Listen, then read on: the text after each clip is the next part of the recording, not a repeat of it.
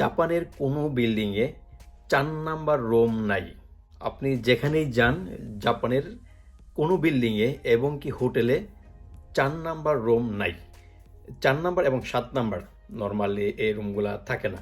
এর রিজন এবং জাপানিজরা বিশ্বাস করে এই নাম্বারের রুম থাকলে এইটার মধ্যে ভৌতিক কিছু ব্যাপার-ট্যাপার ঘটতে পারে।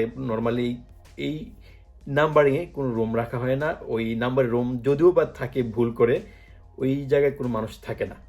এটা হলো তাদের normal concept, but all over জাপানে আপনি এমন কোনো সিঙ্গেল একটা বিল্ডিং পাইবেন না যেখানে ৪ নাম্বার ৭ নাম্বার রুম আছে।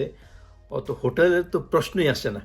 জাপানিজরা ভূতকে প্রচুর পরিমাণে ভয় পায়, কারণ এই দেশে প্রচুর পরিমাণে সুইসাইড হয়। তারা তো বিশ্বাস করে সুইসাইড করার পরে মানুষ আত্মাগুলা ভূত হয়ে যায়। তার